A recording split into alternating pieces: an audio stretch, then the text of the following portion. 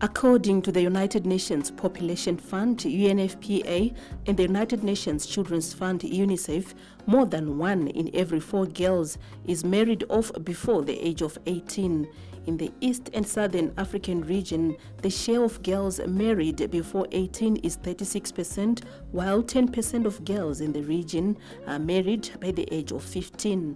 According to the Zimbabwe National Statistics Agency, 33.7% of girls under the age of 18 are married off, and this translates to 1 in 3 girls under 18 compared to 2% of their minor male counterparts. Zimbabwe is among the 20 African countries where child marriage is still a cause for concern.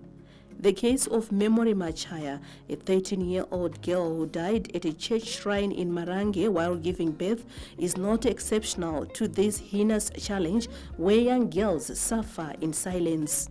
Her chilling ordeal triggered a public outcry. A ZBC current affairs team recently visited Manicaland province, where it heard about many cases of child marriages. Food, drinks, and smartphones are sometimes used as traps where young girls are lured into early marriages.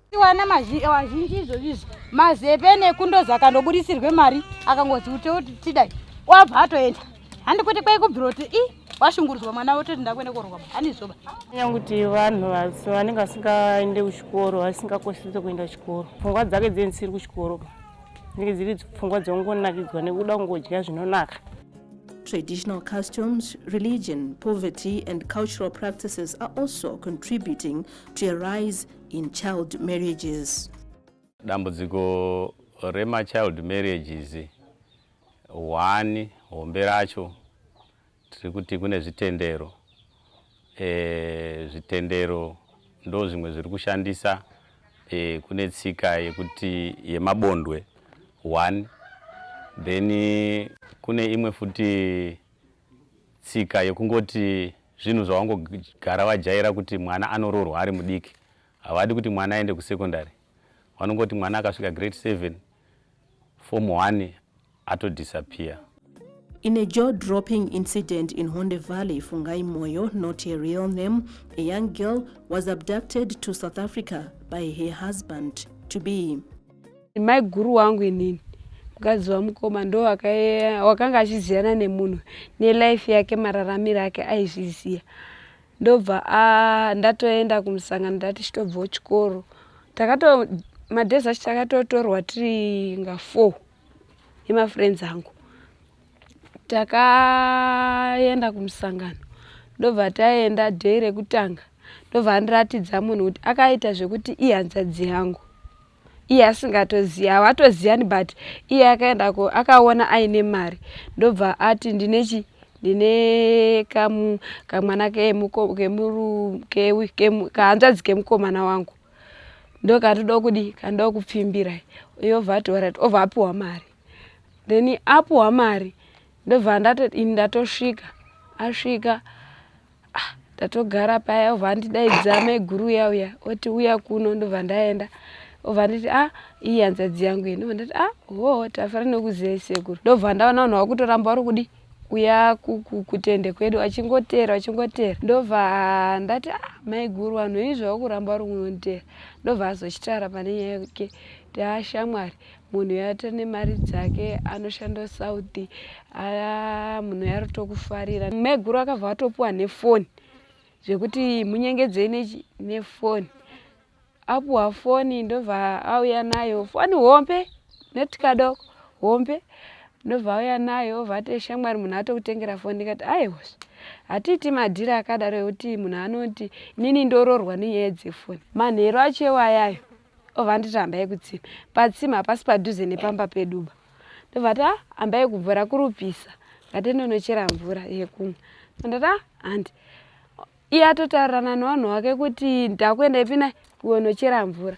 Ndobva taenda nochera mvura kwe. Vanhu vanga vachironga nanga vati 5 nameguru wechi 6. Ndobva taenda kochera mvura paya. Meguru obva andisiya ndiri patsima vati ndasiya akandisiya ndiri murodhi avati ndasiya foni yangu inogonofonerwa ndiri kunoko iye avatotipirana navanhu vake kuti ndamusiya akamira pakati mimi svikai modi motakura munhu aobva watosvika obva wati nditakura paipai obva uya neni kuno kwamakuniki ndandatovharwa muromo zvekuchati ndichaite handisi anoda kuti ndidaidzire hazvichatoziki ndobva uya vataenda kwamutare tasvika kwamutare ndakangovharwa muromo ndobva ndasvika kwamutare kuda kuti nditsvage foni yekuti nditaurira vana mama kunoko ndabva ndavharirwa dhomba makiya vatotorwa chekuichaita handichina ndobva vanditora vataenda kuSouth. Some of these cases are not even reported but are just concealed while victims suffer in silence. At the age of 12, Rutendo Dube, not her real name, was lured into marriage. Ndakabva chikoro iri Friday. Ndabva chikoro iri Friday, Saturday. Sunday ndo pandakabva chechi. Ndabva chechi. Saka mukomana wandandichidanana naye ndobva akabva auya ndiroperekedza munhu andaiperekedza. Saka inini ndobva akabva vandidhura vaenda neni. Enda neni pandakati ndidzoke Somba kwedu obva aramba. Saka inini ndakanga ndakutya ndauti ndidzoke Somba kwedu.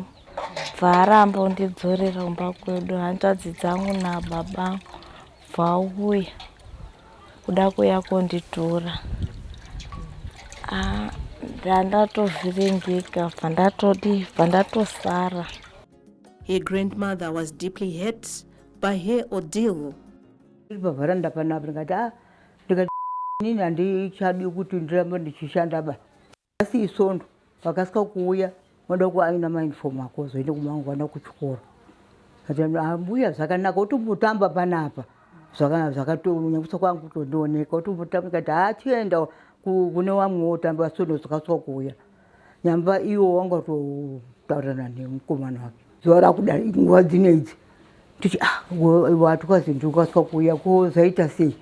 Ndotodaidza pamhiripo vikati kazi mbuya waenda kuko nemukomana wake. Kati mukomana zikazi uye unongo kuti kugaro chitaka kuti mukomana wemadhiredzi. Ndati pamwe ichadzoka. Aibva toenda. Handina kurara. Handina kutomborara. Ndakatobatwa BP. Ndikatoenda kuchipatara. Vamwe voti zirere zichagorera.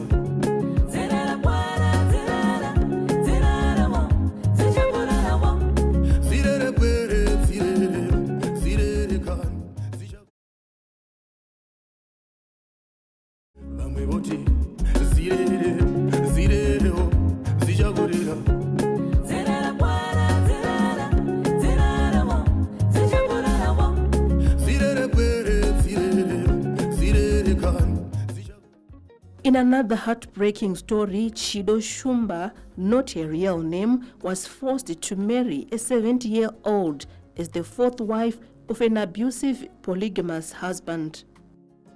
Ndandiri mwana hapana chendaiziyawo. Baba wangu ndobva ati ndiye mukasha wandoda kuti udini urorwe ndiye ndakabvumirana nazvo panguva yacho. Asi ndazogara ndakazoona kuti ndakaite zvisizvoba. Uye murume uyu wanga akura. Ndanga ndine 12 years. Ndobva ndazvara mwana wangu ndane 14 years. Apa wanga akura vanhu vacho ndaigara nawo ana maiguru wangu vanhu vakuru. Saka kaupenyu kandairarama panguva yacho kanga kakaoma. Kusvika pari zvino kakangooma because ndogarisana nevanhu vakuru. Ndazvara mwana wekutanga ndobva ndazozvara wechipiri wechitatu murume ndobva ashaika. Iye muhombe uya. So ndangosara. Upenyu hwangu hauna kundiitira mushe nekuti hapana chandinokwanisa kuti ndinonyatsa kugadzira nekunge ndakakanganisirwa upenyu hwangu. Handina kukura kusvika pandaifanira kusvika. Like Chido Netai, not her real name, was also forced into a polygamous marriage when she was only 15 years old. Child marriage yangu baba akawezonditumba murume wangu ini at first ndakamboramba then vabereki vangu vazinzwa vakasapota kuti aiwa enda unoroorwa vasapota ndakabva ndangotaurira zvatera sawabereki then ndibva ndaenda unoroorwa kuya ndaka ndiri mukadzi wechi3 pamba ipapa ndine mudiki ndinofese machallenges akawandisa pamarriage kuti urespect wozoti mai kuri ane mutemo wavo aya vane mutemo wavo baba vane mutemo wavo vanonga ida kuti iwe utedzera saka zvinhu zvinorema kuti unenge uchitongwa navanhu vakawanda vanokulidha mumasituation akasiyana. By the time vanotodusununguke vachatangwa kutaurawo zvavo vachitangwa kutaurawo zvavo. Nyaya yakaitika kuti ndizosvika pakuroorwa nyaya yekuti taigara tega pamwe pacho tichishaya chekudya tichingopiwa mumaraini saka ndo zvakaita kuti ndizosvika pakuti zvimwe ndikapindawo mumba zvingangove nane pamwe ndingakwanisa kuchengetawo anin'ina wangu wakasare pamba ndo chakaita kuti ndizopinde mumba mama vanga ari kuHarare uchingogara ikokoko kusvika izvozvo asati auya taane 2 years tisikachazivi kuaona patazongosvika pakuti pamwe ndingangopindawo mumba pamwe ndinoonawo zviri nani ndikakwanisa kuchengeta anin'ina wangu. These are sad memories of a stolen childhood as the children are being denied their rights by a society that they look up to for protection. Many of these child marriages tend to be abusive and less of poverty as they all end in misery. Ameno kuti akafunzirwa nani kuti ndonorowa mukadzi wako ndamwana ane umwe mukomana ndobva auya abva atouya ndobva andibvunza ko iwewe madhira uri kutamba ndapi ndikati futi zvikazi iwewe wangu ine mukomana ndikati wekupi wandoziya kupi nini ndoziya nekuno kusouth kwakadai ndisingatogoni nekutaura navanhu vacho ndotaura nawo se zvikazi wakatodaidza ndobva ndatotangonetsana paipa tangondirowa andirowa ndobva ndati nazvine tsiba ndakwenda kumba kwedu hazvine kana netsoka ndosvika kumba kwedu. In an effort to reduce cases of child marriages in Manicaland, the Ministry of Women Affairs, Gender and Community Development is working with a local non-governmental organization, Simukai Child Protection. Tiri kuSimukai Child Protection Program takatanga kuita 18+ project ending child marriages na 2016. Project yakatanga tichisupportwa nePlan International nekuti takaona kuti especially kuno kuManicaland the rate of my child marriages was very high nekuda kwezvinhu zvakasiyana zvinosanganisira culture, tsika nemagariro, zvitendero, nyaya dze-lack of sexual reproductive health rights, kusaziva nezvepabonde nezvazvakashatira sevana vadiki, uye nenyaya yepoverty, nenyaya yekusaenda kuchikoro. We managed to do my skills training for vana vari mumakomiti vakasarudzawo zvavanoda kuita zvinovabudiritsa munharaunda mavo mavanogara. Saka vakaitiswa matraining vakabva vapuwa ma-startup kits ekutanga maproject. Pane vari kuita zve-craft basketry, vari kuchengeta huku, vari kusona, vakaita catering, uye vakaita baking. Saka vana ivava they are also strengthening not just themselves but also their households. Kuti vange vachikwanisa kunge vachienda kuchikoro vachiafodha zvavasiri kuafodha. And especially during COVID-19 we also had a response during lockdown. Yekuti takavapa machines vakatanga kusona ma-face mask nema-sanitary pads as groups zvakavabatsira kuti vange vachiwana kwekuswera ende zvinobatsira kureduce ma-child marriages. As a ministry we have the action plan on ending child marriages where the emphasis is on prevention. We don't want, or as government we wish child marriage is not to occur at all. So our emphasis is mainly on prevention, and on prevention we are focusing more on the community dialogues. That's the first one. The second one is dialogue with the what we call keepers or community leaders, such as church leaders, such as traditional leaders. We also focus on dialogues with the survivors, dialogues with the young people, those who are below mainly 24 years. We have been doing road shows. We have been educating communities on good family ethos, and as well as how to deal with the child marriages when they occur in the communities. Young girls are capacitated with information and knowledge necessary to protect them. Tinoshanda nemazera ese hawo kubva pa18 years zvichidzika kana nevamwewo vakadzi vechidiki vanodawo muzvekudzidza tinenge tinavo, asi vazhinji tiri kunyanya kuda vari pasi pe18 years. Nyaya yatinenge tichitaurirana ndeyekuti tinovadzidzisa madisadvantages aripo pakunge waroorwa uchiri mwana mudiki, matambudziko acho avanosangana navo. Matambudziko anosangana nevana vakaroorwa vachi vadiki ndeyekuti pamuviri pacho chaipo paine macomplications. 1 2 haachazokwanisi dzimwe dzenguva kuenda kuchikoro zvachose nenyaya yekuti dzimwe dzenguva anenge akunyara nekuti vamwe vana vanotoseka kuri kuchikoro zviya. Uyezve paanosununguka kazhinji kacho kutochekwa kuitwa siza. Saka munhu akaitwa siza nekwatinogara kunoku kunopisa, uyezve kunofambwa nhambo dzakakura zvekuenda mabasa emaoko kuchigayo, kutsime.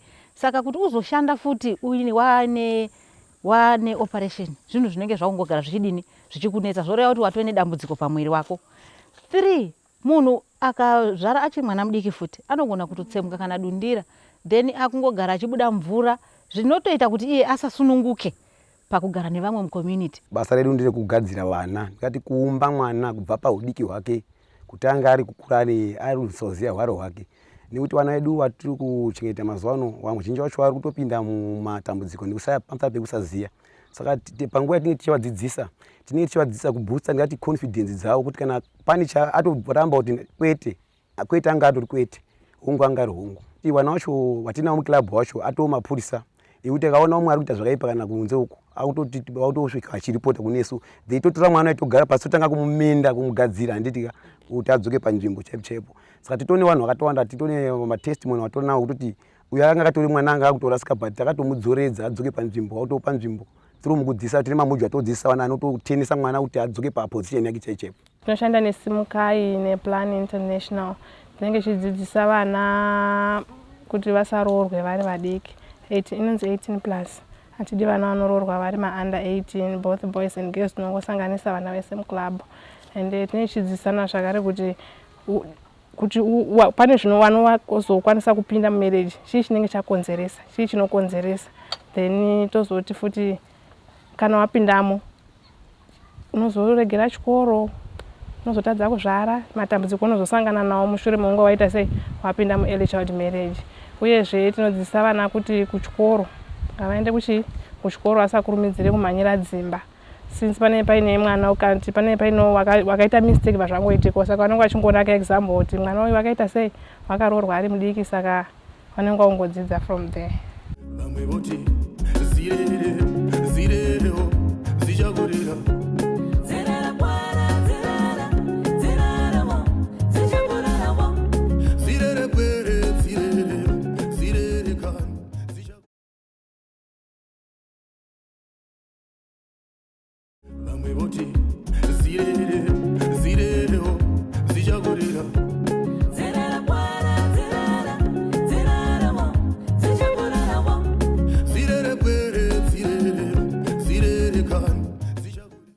The program emphasizes on the need to ensure that the girl child takes time to pursue her education, achieve personal and professional growth before getting married. One of the areas that has been a major concern is the school dropouts of the girl child and the lack of full representation of the girl child in the spheres of the economy. And we are now saying one of the causes that is contributing to lack of participation or visibility of the girl child in the spheres of the economy is that the girl child drops off prematurely from school, and as a result they lack the economic, the academic and the financial skills to represent themselves in those sectors. Because what is wanted at the end of the day is the maturity for financial numeracy as well as academic excellence for those who want to pursue the academic side. Those who want to pursue the economic side, they also need to have emotional intelligence and the financial intelligence to intervene in those markets where they can also make a name for themselves and liberate themselves from backwardness and from disempowerment. The program also equips survivors of early marriages with life skills such as sewing and farming. Simukai Child Protection also provides temporary shelter to victims of child marriages. Child marriage is a topical issue that needs to be addressed. Looking at the coming in of COVID-19 and occurrence of emergencies, the cyclones affecting our area, this has even increased the impact of the effect of and the occurring of child marriages in the regions where we are operating. So we have seen this we have seen it to be necessary to spend resources on this to contribute to reducing child marriages. So what we have done is we have what we call 18 plus programming as plan, which is a program that helps us look into how we can address the child marriage issue.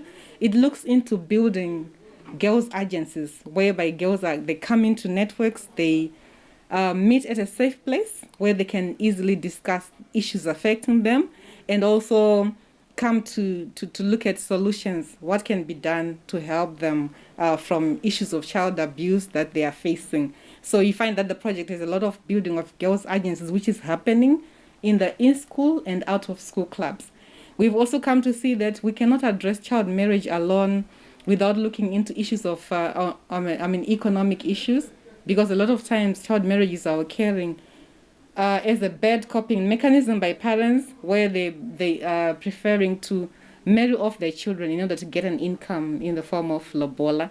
So we have seen that it is very important to also look into economic empowerment of girls, so that they have a reason not to rush to child marriage, but they can get an income to afford their basic needs that they need. Our new country strategic goal is that to seek and contribute to the reduction of child and unplanned youth pregnancies and child marriages in Zimbabwe, to enable girls, boys and young people to develop into responsible and engaged citizens. Utibatsirawo mabasa emaoko kuti tizive kuti munhu unogona kuzozvishandirawo wega. Pazvinodinapo tiri kuita project yekusona. Parosona mamaski, mapedzi, zvakawanda-wanda. Parents are urged to prioritize their children's education, as it is one of the best ways to empower the girl child. Akangari maiwe munhu aroorwa ane basa rake raanoziva, haazokwanisi kuramba akatakura denguba rekuenda kumusika. Unogona kuitawo something maprojects anomubatsira ane chikoro mukati.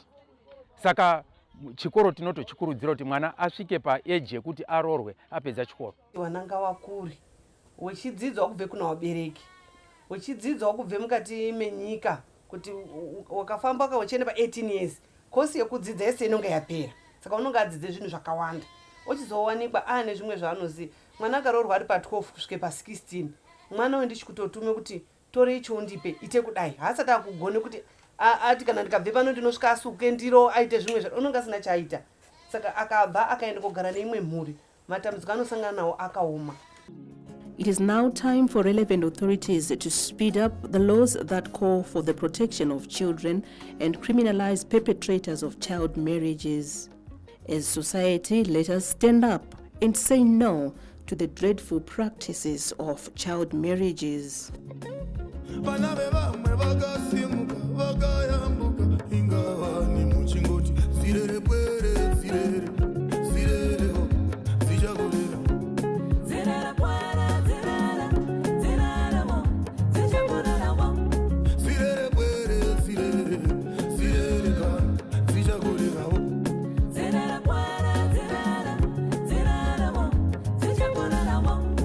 vana vevamwe